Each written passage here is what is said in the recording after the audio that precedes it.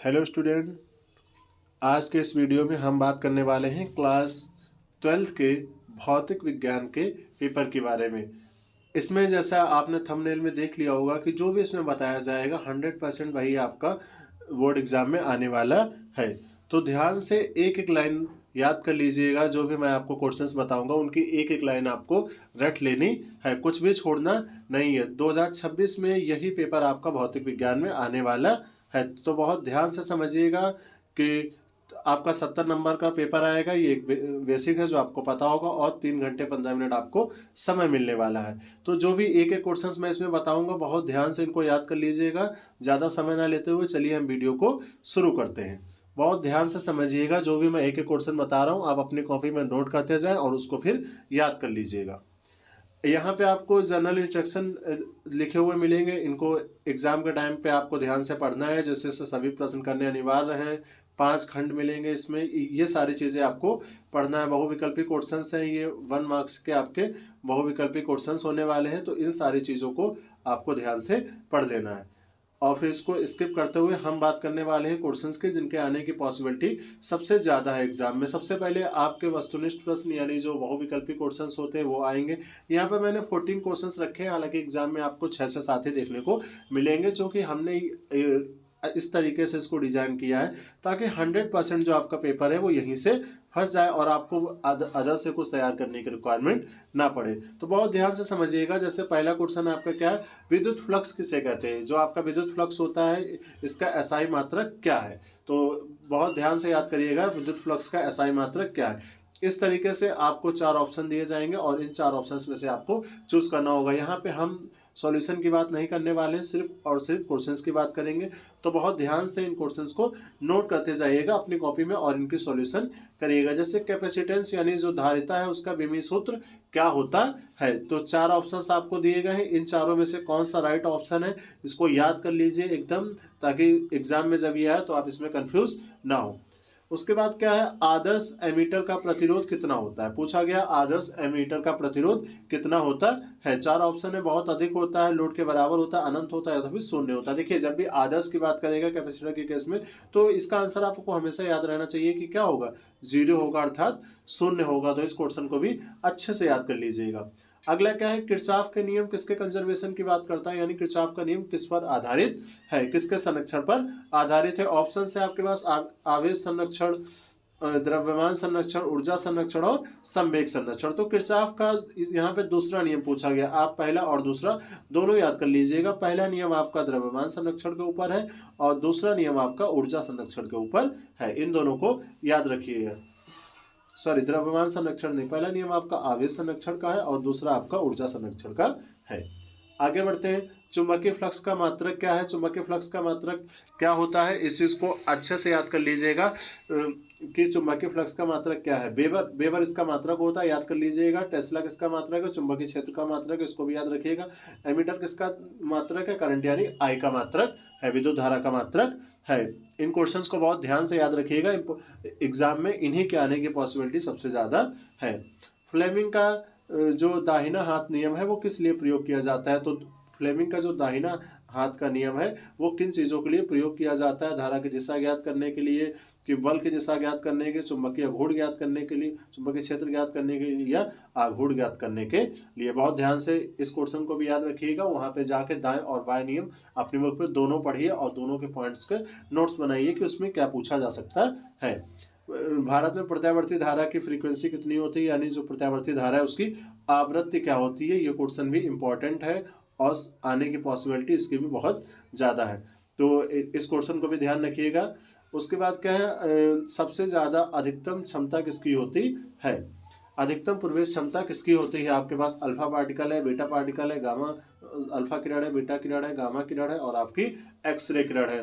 तो ये आपका विद्युत चुंबकीय तरंग वाले चैप्टर का क्वेश्चन है, वहां पे जाके अच्छे से इसको पढ़िए।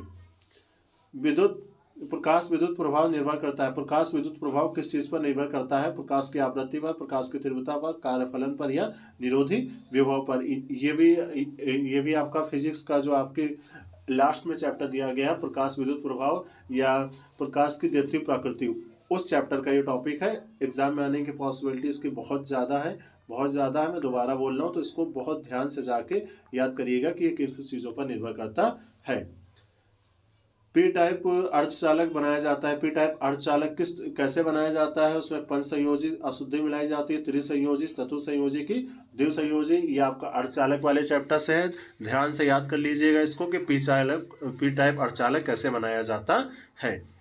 अगला क्या है? सौ प्रेरक का मात्रक क्या है? सौ प्रेरक के मात्रक में भी आपको 4 ऑप्शन दिए गए हैं, वेबर है, टेस्ला है, हेनरी है, या फिर अगला आपका है ओम। इन चारों ऑप्शन में से 100 प्रेरक का मात्रक कौन सा है उसको भी याद रखिएगा। 100 प्रेरक के साथ जो आपका दूसरा होता है पर प्रेरक, उसका भी मात्रक याद रखिएगा कि उसका मात्रक कौन सा है। मैं फिर से बोल रहा हूँ, ये सारे क्वेश्चंस 100% इंपॉर्टेंट है, इन्हें की एग्जाम में आने की पॉसिबिलिटी है। शुद्ध प्रेरक प्रतिपद का शक्ति गुणांक कितना होता है? शुद्ध प्रेरक प्रतिपद का शक्ति गुणांक कितना होता है? ऑप्शन है 1, 0, 0.5 या अनंत। इस क्वेश्चन को भी याद रखिएगा, ये आपका क्वेश्चन है इलेक्ट्रोमैग्नेटिक इंडक्शन का। दृश्य प्रकाश के तरंग दैर्घ्य सीमा कितनी है? जो आपका दृश्य प्रकार है, जो विजुअल लाइट है, उसकी जो है तरंग सीमा कितनी होती है? 4 ऑप्शंस आपके पास होंगे, याद कर लीजिएगा। जो भी आपके में बुक में दिए गए, जैसे दृश्य प्रकाश दिया गया है और आपकी पराबैंगनी किरणों की भी दी गई होगी, अल्ट्रावायलेट रेज बोला जाता है, तो उसके भी साथ में याद कर लीजिएगा। फोटोन की ऊर्जा का सूत्र बताइए। फोटोन की ऊर्जा का इसमें से कौन सा रिलेशन सही है, ये आपको बताना है। यहाँ पे अगर हम बात करें अति लघु उत्तरी क्वेश्चंस की, तो अति लघु उत्तरी क्वेश्चंस आपके 7 आएंगे, यानी 14 मार्क्स के आपके अति लघु उत्तरी क्वेश्चंस आपको एग्जाम में देखने को मिलेंगे। तो कौन कौन से इंपॉर्टेंट क्वेश्चंस बहुत ज़्यादा इंपॉर्टेंट है? जो बहुत ज़्यादा इंपॉर्टेंट है वही मैंने यहाँ पे मेंशन किए हुए हैं। यहाँ पे मैं सिर्फ आपको क्वेश्चंस प्रोवाइड करा रहा हूँ। अगर आपको चाहिए, आप चाहते हैं कि मैं इनको आंसर्स के साथ एक्सप्लेन करूँ, तो इनको आप कमेंट्स कीजिए, मैं आपके लिए पूरा वीडियो बना दूंगा, क्योंकि अगर मैं आंसर्स के साथ वीडियो बनाता हूँ तो वीडियो काफ़ी लॉन्ग होने वाला है। इसीलिए इस वीडियो में हम सिर्फ क्वेश्चंस को डिस्कस करेंगे, जिनको आप अपने नोट्स से या अपनी क्वेश्चन बैंक से, बुक के हेल्प से, जहां से भी चाहें लर्न कर सकते हैं। तो पहला क्वेश्चन हमारा क्या है? विद्युत विभव। विद्युत विभव को परिभाषित कीजिए। विद्युत विभव क्या होता है, उसकी आपको परिभाषा लिखनी है। दूसरा है प्रतिरोध एवं विशिष्ट प्रतिरोध के बीच अंतर लिखिए। जो आपका प्रतिरोध होता है, जिसे हम लोग आर से लिखते हैं, और जो विशिष्ट प्रतिरोध होता है, इसे रो से लिखते हैं, इनके बीच में आपको अंतर लिखना है। अगला क्वेश्चन क्या है? सेल का आंतरिक प्रतिरोध क्या है? सेल के आंतरिक प्रतिरोध की परिभाषा लिखनी है। ओम का नियम आपको लिखना है। ये सब एक एक नंबर के क्वेश्चन है। चौथा क्या है? चुंबकीय फ्लक्स के घनत्व को परिभाषित कीजिए। जो चुंबकीय फ्लक्स का घनत्व होता है, उसकी भी आपको परिभाषा लिखनी है। सब में एक एक नंबर के हैं, तो छोटा छोटा बहुत ज्यादा आपको नहीं लिखना, 2 से 3 लाइन का ही आंसर लिखिएगा। सीमांत आवृत्ति से आप क्या समझते हैं? सीमांत आवृत्ति क्या होती है, इसके बारे में आपको लिखना। और लास्ट क्वेश्चन आपका है गॉस का नियम आपको लिखना है कि गॉस का नियम क्या था, इसको भी 3 से 4 लाइन में लिखने हैं। और साथ में ध्यान रखिएगा, कभी भी आप नियम लिखेंगे तो साथ में फॉर्मूले को भी मेंशन कर दीजिएगा, तो उससे नंबर पूरे मिलते हैं। उसके बाद लघु उत्तरी क्वेश्चन है हमारे। उसके बाद कौन से क्वेश्चन है? लघु उत्तरी क्वेश्चन है, जो एग्जाम में आपके 3 मार्क्स के आते हैं। बहुत ध्यान से समझिएगा, इनको थोड़ा सा लॉन्ग करना होता है, जो आपने अति लघु किए उसके कंपेयर में।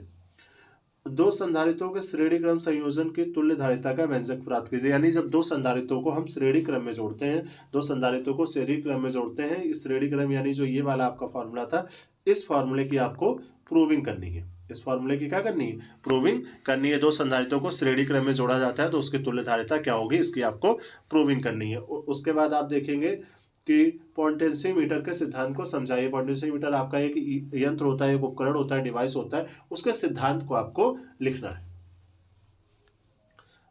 आगे अगला क्या है? भंवर धाराएं क्या है, इनके 2 उपयोग लिखिए। भंवर धाराएं जनरली आपने एक ये सब वहाँ पे भी सुना होगा, ये ट्रांसफार्मर में भी आता है, इसकी डिफिनेशन और इसके क्या उपयोग होते हैं, ये आपको लिखना है। 3 नंबर का है, तो थोड़ा सा लॉन्ग लिखिएगा, बहुत ज़्यादा शॉर्ट लिखने की रिक्वायरमेंट नहीं है इसको।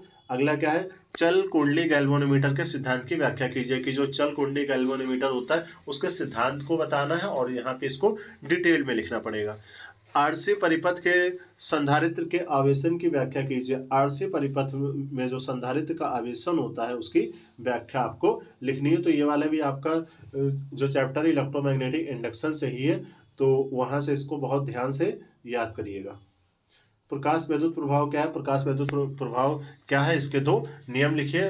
मोस्ट इंपॉर्टेंट क्वेश्चन है, बहुत ध्यान से याद करिएगा, बहुत ज़्यादा इजी भी है, आपको 5 से 10 मिनट में याद हो जाएगा। 10 मिनट तो मैंने मैक्सिमम बोल दिया, बल्कि आपको 5 मिनट में ही याद हो जाएगा। प्रकाश विद्युत प्रभाव क्या है, इसके नियम लिखिए। और उसके अगला क्या है, पीएन संधि के निर्माण की व्याख्या कीजिए कि पीएन संधि का निर्माण किस तरीके से होता है, क्या तरीका है उसके निर्माण का, उसको आपको डिटेल में लिखना है।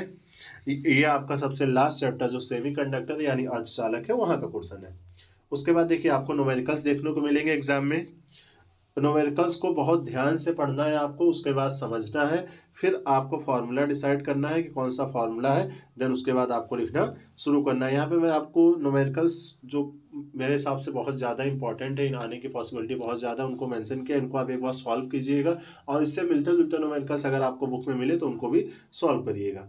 3x4 यानी 3 क्वेश्चन आएंगे और 4 मार्क्स के आपको एग्जाम में मिलेंगे। जैसे पहला हमारा क्वेश्चन क्या है, 5 माइक्रोफैराड धारिता का एक संधारित्र है जिसमें बैटरी हमने लगाई है 200 वोल्ट की, बैटरी से जोड़ा गया। क्या निकालना है आपको, संचित आवेश ज्ञात करना है और संचित ऊर्जा ज्ञात करनी है। दो चीजें आपको निकालनी है, एक संचित आवेश और एक क्या है, संचित ऊर्जा।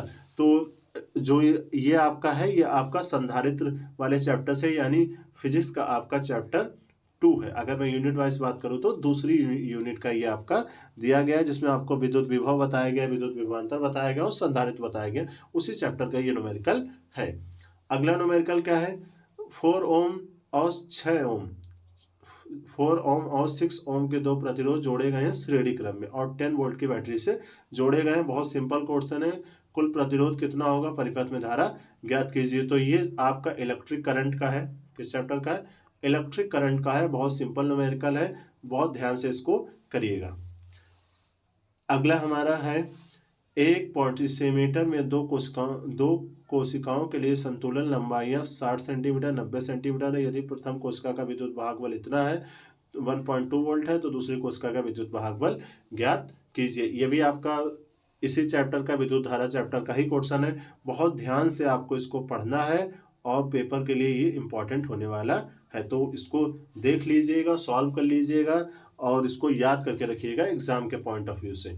उसके बाद हमारे दीर्घोत्तरी क्वेश्चंस आएंगे। तो दीर्घोत्तरी क्वेश्चंस में मैंने बहुत ज़्यादा क्वेश्चंस मेंशन नहीं किए, उतने ही मेंशन किए जितने आप आसानी से याद कर लें और पेपर के लिए आपके लिए इम्पॉर्टेंट हो। बहुत ज़्यादा मैंने एक्स्ट्रा मैंने इसमें मेंशन नहीं किया है। तो देखिए आपके जो दीर्घोत्तरी क्वेश्चंस होंगे, जिन्हें हम लोग लॉन्ग क्वेश्चंस कहते हैं, लॉन्ग क्वेश्चंस आपके देखने को मिलेंगे 3x5 यानी 3 क्वेश्चंस आपको मिलेंगे और 5 मार्क्स के मिलेंगे। 3 क्वेश्चंस होंगे, 5 मार्क्स के मिलेंगे, यानी टोटल आपको यहाँ से 15 मार्क्स मिलने वाले हैं। तो इनको बहुत ध्यान से याद करिएगा, लॉन्ग में याद करिएगा और अगर किसी में डायग्राम है तो वो डायग्राम के साथ आप याद करेंगे, डायग्राम के साथ याद करेंगे। अगर किसी सवाल में, किसी क्वेश्चन में डायग्राम है, जैसे पहला हमारा क्या है, समान रूप से आवेशित अनंत समतल तल के कारण विद्युत क्षेत्र की तीव्रता का व्यंजक प्राप्त कीजिए। समान रूप से आवेशित अनंत समतल पत्र के कारण विद्युत क्षेत्र का व्यंजक प्राप्त कीजिए, यानी समान रूप से जब आवेश डिस्ट्रीब्यूटेड है वहां पे आपको विद्युत क्षेत्र का यानी विद्युत क्षेत्र की तीव्रता का क्या निकालना है, व्यंजक यानी सूत्र निकालना है। तो इसमें आपको पूरी प्रूविंग करनी पड़ेगी, डायग्राम बनाना पड़ेगा, क्लियर डायग्राम बनाइएगा। ये इलेक्ट्रोस्टैट का आपका क्वेश्चन यानी फर्स्ट चैप्टर का ही आपका सवाल है। दूसरा क्या है, ट्रांसफार्मर की संरचना एवं कार्यविधि बताइए, इसके हानि लिखिए। ट्रांसफार्मर की आपको संरचना बनानी है यानी डायग्राम बनाना है, कार्यविधि बनाना है और इसकी हानि लिखनी। ये क्वेश्चन बहुत ज़्यादा इंपॉर्टेंट है। मैंने पूरा एक वीडियो इस पर 15 मिनट का बनाया है, जिसमें आपको 10 मिनट का मैंने इस पर पूरा वीडियो बनाया है, जिसमें आपको डिटेल में ट्रांसफार्मर की स्ट्रक्चर, संरचना, सारी चीज़ें समझाई गई हैं। आप चाहें तो हमारे चैनल पे जाके देख सकते हैं और उसको यहाँ से आपको नोट्स भी मिल जाएंगे, PDF नोट्स आपको प्रोवाइड कराए मैंने, तो वहाँ से आप इसको आसानी से याद कर सकते हैं। 5 मिनट के अंदर ये पूरा आपको याद हो जाएगा, इतने अच्छे से मैंने वहाँ चार्ट की हेल्प से समझाया है।